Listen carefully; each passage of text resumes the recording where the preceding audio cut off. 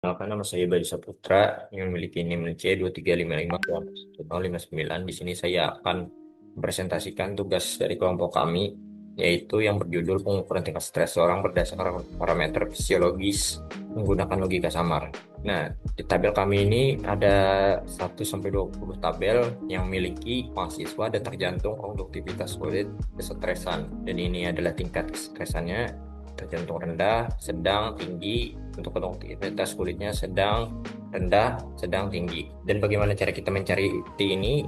Detak jantung stresnya rendah, ada rumusnya di sini. Seperti detak jantung rendah itu kurang lebih dari 78,3. Jadi kita harus mencari yang lebih kecil. Seperti ini contohnya. Detak jantung 60. Nah, jadinya di sini satu, sama juga dengan konduktivitas kulitnya. Konduktivitas kulit rendah itu kurang lebih dari 3,3. Kita cari yang lebih kurang. Nah, 2,1, jadi kita taruh di rendah. Udah. Nah, ini 0,57. Sekarang yang kita cari adalah untuk fungsi keanggotaan detak jantungnya. Fungsi keanggotaan detak jantungnya ini memiliki rumus tersendiri yang dapat dilihat di sini rumusnya. Nah, untuk detak jantung rendah 1, jika dapat dilihat ini rumusnya ada di sini, tinggal ditarik saja dari sini ke bawah, ini di sini. Sama, rendah, sedang, tinggi, sama semuanya ada rumusnya. Ini sama juga dengan konduktivitas kulitnya ada di sini juga. Ini untuk kolom aturan fusinya kita mencari dari R1 lah. Maksud saya kita mencari untuk yang lebih mudahnya aja, seperti detak jantung sedang dengan konduktivitas kulit sedang. Nah, jadi kita cari di sini konduktivitas jantung sedang. Nah nih, detak jantung sedang, konduktivitas kulit sedang. Jadi masuknya ke R5. Nah, R5. Dan bagaimana cara memasukkan R5 ini? R5 ini dimasukkan dengan nilai yang paling kecil. Contoh, konduktivitas kulitnya 0,55, kita masukkan aja 0,55. Sedangkan untuk detak jantungnya ini memiliki nilai yang paling besar, 0,637. Jadi yang kita ambil adalah ini. Tingkat kesetresannya sendiri sedang ya. Mari kita lanjut ke pemrogramannya sendiri. Baik, di sini saya akan menjelaskan tampilan program dari kelompok kami, yaitu seperti yang ada di judul, sistem pakar fusi deteksi tingkat stres. Nah, di dalam sini ada detak jantung, aktivitas kulit, dan prediksi Anda. Di sini ada pilihan juga, tambah data, hapus terpilih, hapus semua, atau export Excel. Nah, export Excel sendiri kita bisa membuat atau menambahkan data yang sudah kita input. Untuk data yang diinput sendiri, pengoperasiannya akan dipresentasikan oleh teman saya. Jadi saya di sini hanya akan mempresentasikan tampilan dari program kami saja. Nah, lanjut ke statistika grafik. Nah, di statistika grafik ini sendiri kita harus mengisi data dari input data yang sebelumnya untuk menampilkan grafiknya. Seperti yang saya bilang tadi, untuk menginputkan data akan dilanjutkan oleh teman saya, Ganesha Bimasgiri. Untuk saya sekian, terima kasih.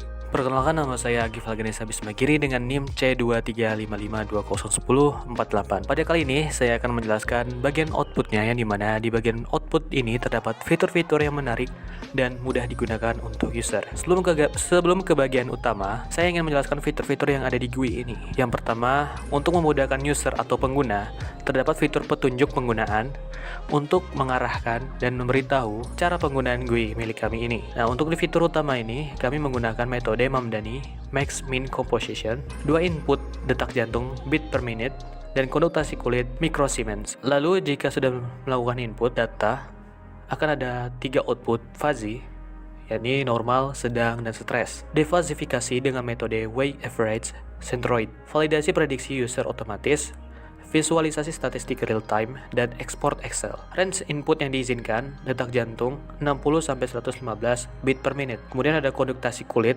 1,2 hingga 7,5 microsiemens. Cara penggunaannya, masukkan nilai detak jantung dan konduktasi kulit, pilih prediksi Anda, normal, atau sedang, atau stres. Kemudian klik tambah data. Sistem akan menampilkan hasil lengkap beserta perhitungan fuzzy. Lihat statistik dan grafik di tab kedua ini. Interpretasi hasil, nilai Krips kurang dari 45 itu normal, dan ada backgroundnya warnanya hijau. Kemudian nilai Krips 45-75 itu sedang, dan backgroundnya adalah kuning. Nilai Krips lebih dari 75 itu stres, backgroundnya merah. Itu backgroundnya itu membedakan yang normal, sedang, dan stres. Tipsnya ini semakin banyak data yang divalidasi benar, semakin akurat sistem. Gunakan data dari sensor yang nyata untuk hasil terbaik. Ekspor data untuk analisis lanjutan di Excel. Oh ya, GUI ini dibuat menggunakan Python, Thinker, Pandas, dan Matplotlib. Baik, langsung saja kita ke bagian sebelum itu saya ingin menunjukkan bagian tab kedua ini, statistik dan grafik. Ini kosong karena data pada fitur input data ini belum ditambahkan. Jadi saya akan menjelaskan jika saya sudah melakukan input datanya. Sebelum saya melanjutkannya, tab yang kami gunakan yang sudah kami buat sebelumnya dan sudah dijelaskan oleh Bayu sebelumnya. Di sini kami ada mahasiswa, 20 data mahasiswa dengan detak jantung, BPM, dan konduktasi kulit. Nah, data ini akan digunakan untuk program GUI kami ini. Sebagai contoh, saya akan mengambil alternatif mahasiswa di alternatif pertama, di detak jantungnya 90 dan konduktasi kulitnya 5. Untuk prediksinya, saya akan memilih bagian normal. Apakah prediksi saya benar? Akan muncul pop-up data berhasil ditambahkan kategori sedang. Lihat di sini adalah hasil outputnya dengan background kuning seperti yang saya katakan sebelumnya, bahwa background kuning itu mengartikan bahwa sedang. Jadi di sini prediksi saya salah yang mengatakan bahwa prediksi saya ini adalah normal, yang benarnya adalah sedang. Nah, kategori stresnya adalah sedang. Ini nanti akan membedakan. Dan data yang sudah saya inputkan ini akan tersimpan di sini. User juga bisa menghapus data yang sudah tersimpan, bisa memilih atau hapus semuanya. Kemudian data yang tersimpan ini bisa diekspor ke Excel. Nah, kita lanjut ke bagian fitur yang kedua, yakni statistik dan grafik. Nah, maka akan muncul yang tadinya kosong akan muncul setelah kita melakukan penginputan data. Total data tersimpan 1 karena saya melakukan penginputan datanya hanya 1. Dan akurasi prediksi di sini adalah 0/0%. Distribusi kategori stres normal, dan di sini distribusi kategori stres di sini akan menunjukkan sedang karena sebelumnya dia hasil outputnya itu adalah sedang.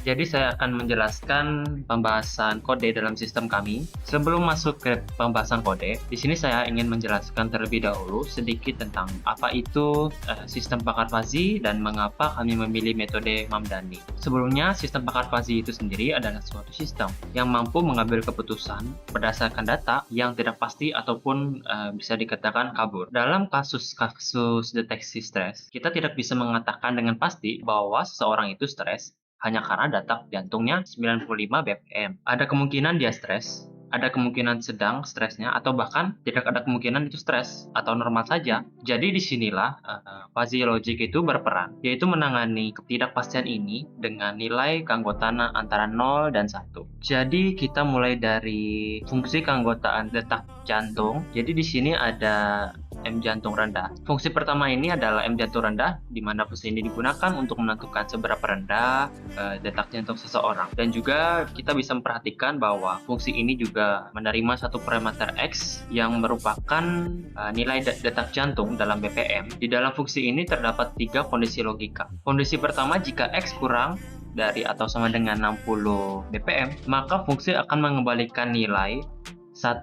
Ini berarti jika detak jantung seorang adalah 60 bpm ataupun lebih rendah dari itu, maka sistem akan menganggap bahwa detak jantung tersebut benar-benar rendah dengan derajat keanggotaan penuh, yaitu 1. Lalu ada kondisi kedua di mana X berada di antara 60 sampai dengan 78,3 ppm, maka derajat keanggotaannya dihitung menggunakan rumus linear menurun. Rumusnya adalah 78,3 dikurangi X, kemudian dibagi dengan 78,3 dikurangi 60, dan hasil dari rumus ini adalah nilai antara 0 dan juga 1. Apabila semakin dekat dengan nilai X ke 60, maka akan semakin tinggi derajat keanggotaannya. Dan juga sebaliknya, apabila semakin dekat ke 78,3, maka akan semakin rendah derajat keanggotaannya. Ini mencerminkan bentuk kurva trapesium yang menurun. Lalu kondisi ketiga, jika X lebih besar dari 78,3 ppm, maka fungsi mengembalikan nilai 0. Artinya detak jantung tersebut sudah tidak termasuk dalam kategori rendah sama sekali. Fungsi keanggotaan kedua ini adalah jantung sedang, di mana fungsi ini menentukan apakah detak jantung termasuk ke dalam kategori sedang atau tidak. Berbeda dengan fungsi yang sebelumnya, di mana berbentuk trapesium, fungsi sedang ini berbentuk segitiga. Kondisi pertama, Jika X kurang dari atau sama dengan 78,3 ppm, maka fungsi akan mengembalikan nilai 0. Berarti detak jantung tersebut masih belum masuk ke dalam kategori sedang. Dalam kondisi kedua, jika X berada di antara 78 dan 96,6 bpm, maka derajat keanggotaannya dihitung dengan rumus linear naik. Rumusnya sendiri adalah X dikurangi 78,3 dibagi dengan 96,6 dikurangi 78,3. Semakin dekat nilai X ke 96,6, maka semakin tinggi derajat keanggotaannya. Ini adalah bagian naik dari segitiga. Lalu kondisi yang ketiga yaitu sangat spesifik, di mana jika X tepat sama dengan 96,6 bpm, maka fungsi mengembalikan nilai 1. Ini adalah puncak dari fungsi segitiga, di mana detak jantung benar-benar sedang dengan derajat keanggotaan penuh. Lalu kondisi keempat adalah jika X lebih besar dari 96,6 bpm, maka fungsi sendiri akan mengembalikan nilai 0. Artinya detak jantung sudah melewati kategori sedang dan mulai masuk ke kategori tinggi. Ini adalah bentuk segitiga yang sempurna. Naik dari 78,3 akan mencapai puncak di 96,6 dan lalu akan langsung turun ke 0. Lalu ada fungsi keanggotaan detak jantung tinggi. Fungsi ini berbentuk trapesium yang naik, kebalikan dari fungsi rendah, di mana kondisi pertama jika X kurang dari atau sama dengan 96 bpm, maka fungsi mengembalikan nilai 0, detak jantung tersebut belum masuk kategori tinggi. Lalu yang kedua ada jika X berada di antara 96,6 dan 115 bpm, maka derajat keanggotaan itu sendiri akan dihitung dengan rumus linear naik. Rumusnya adalah X dikurangi 96,6 dibagi dengan 115 dikurangi 96,6, maka semakin tinggi nilai X, semakin besar juga derajat keanggotaannya dalam kategori tinggi. Kondisi ketiga, jika X lebih besar dari atau sama dengan 115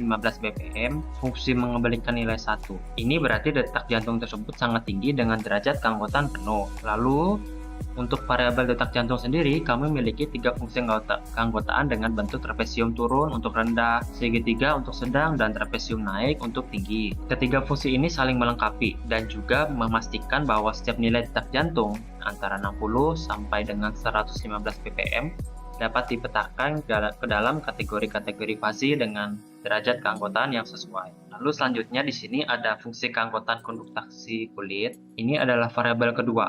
Prinsip fungsi keanggotaannya kurang lebih sama persis dengan detak jantung, namun dengan range nilai yang berbeda. Fungsi pertama adalah M kulit rendah di sini, di mana fungsi ini menentukan apakah konduktasi kulit termasuk ke dalam kategori rendah atau tidak. Konduktasi kulit yang rendah menunjukkan bahwa seseorang tidak berkeringat dalam kondisi rileks. Lalu kita masuk ke kondisi pertama, jika X kurang dari atau sama dengan 1,2 microsiemens, fungsi mengembalikan nilai 1. Ini berarti konduktasi kulit sangat rendah, kulitnya sangat kering dengan derajat keanggotaan penuh. Kondisi yang kedua, jika X berada di antara 1,2 dan 3,3, derajat keanggotaannya dihitung dengan rumus linear menurun, yaitu 3,3 dikurangi X dibagi dengan 3,3 dikurangi 1,2. Sama seperti sebelumnya, ini adalah bentuk trapesium yang menurun. Kondisi ketiga, jika X sendiri lebih besar dari 3,3, fungsi mengembalikan nilai 0. Konduktasi kulit sudah tidak termasuk kategori rendah. Lalu fungsi keanggotaan yang untuk kulit sedang berbentuk segitiga dengan puncak di 5,4. Konduktasi kulit sedang menunjukkan kondisi normal seseorang. Kondisi pertama, jika X sendiri kurang dari atau sama dengan 3,3, fungsi mengembalikan nilai 0 dan belum masuk ke dalam kategori sedang. Kondisi kedua, jika X berada di antara 3,3 dan 5,4, derajat keanggotaannya dihitung dengan rumus linear naik, yaitu 3,3 dibagi dengan 5,4 dikurangi 3,3. Ini adalah bagian dari naik dari segitiga. Kondisi ketiga, jika X tepat sama dengan 5,4, fungsi mengembalikan nilai 1. Ini adalah puncak dari fungsi segitiga. Lalu kondisi yang keempat, jika X lebih besar dari 5,4, fungsi mengembalikan nilai 0, konduktasi kulit sudah melewati kategori sedang. Selanjutnya ada fungsi keanggotaan konduktasi kulit tinggi, di mana ini berbentuk trapesium naik dan menunjukkan bahwa seseorang yang memiliki banyak keringat biasanya merupakan indikasi stres ataupun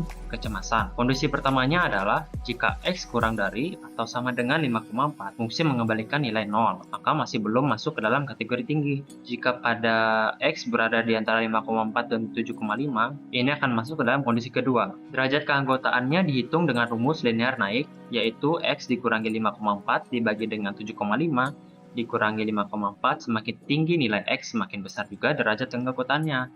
Kondisi ketiga, jika X lebih besar dari atau sama dengan 7,5, fungsi sendiri akan mengembalikan nilai 1. Kondutansi kulit sangat tinggi, orang tersebut sangat berkeringat dengan derajat keanggotaan yang penuh. Baik, jadi tadi teman saya sudah menjelaskan untuk bagian pertama dia, dan di sini saya akan menjelaskan bagian rule inferensi Fuzzy Mamdani ya. Saya ingin menjelaskan sekilas tentang apa yang akan terjadi setelah proses fujifikasi. Setelah kita mendapatkan 6 nilai fuzzy dari 2 variabel input, langkah selanjutnya adalah melakukan inferensi menggunakan rule base atau basis aturan.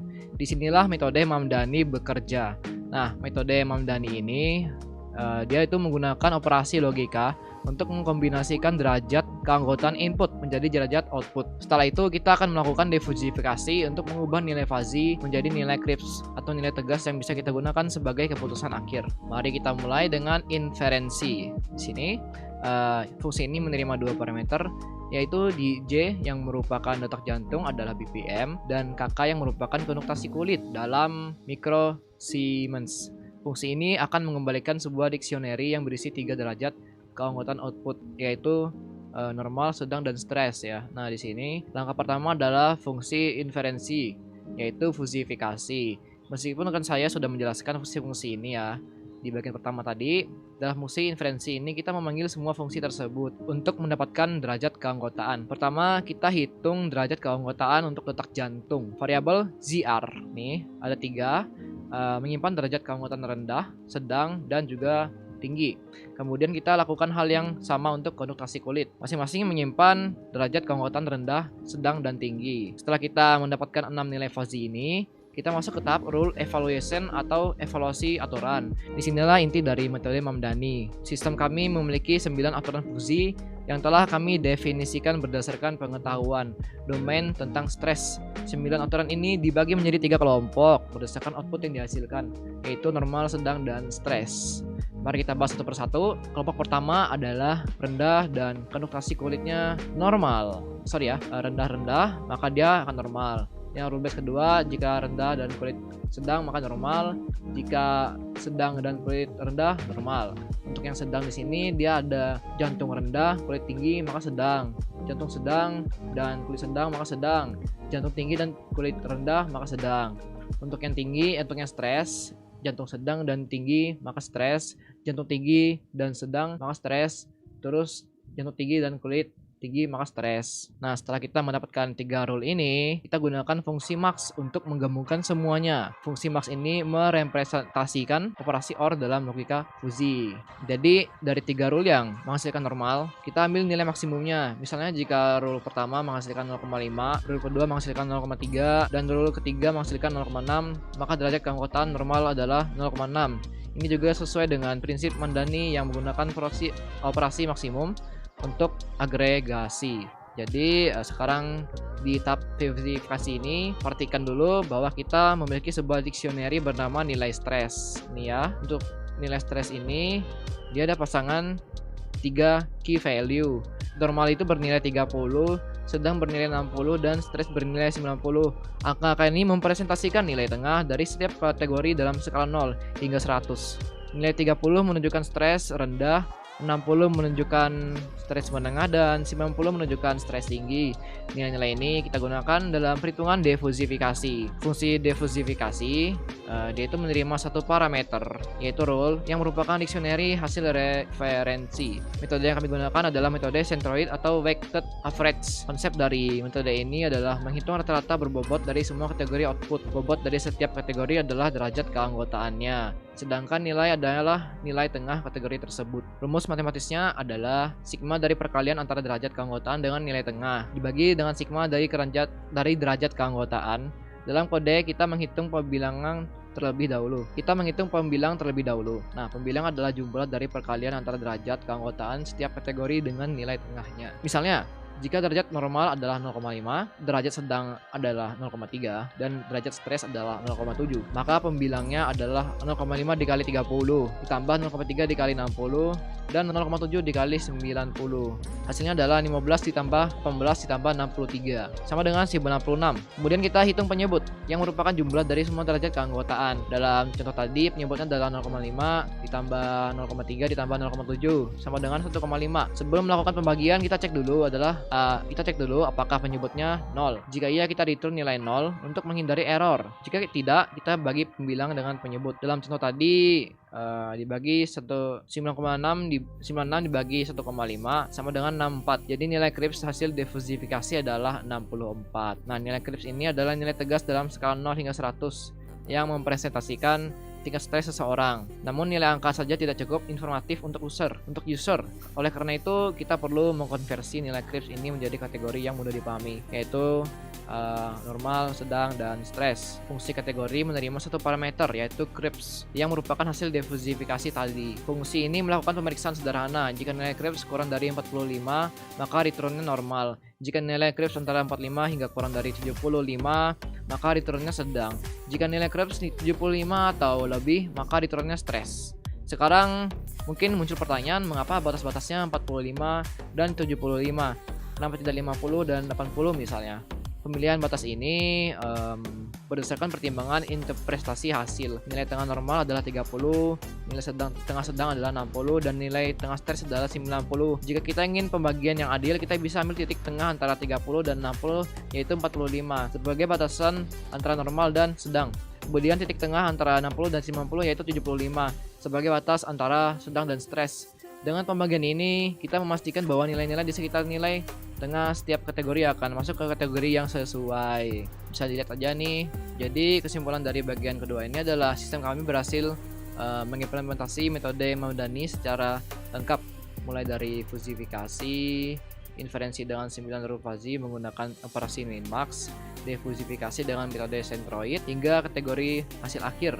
Alur sistem bekerja secara berurutan dan logis, sehingga menghasilkan prediksi tingkat stres yang reasonable berdasarkan dua input fisiologis, yaitu detak jantung dan kontraksi kulit. Sekian penjelasan untuk bagian kedua.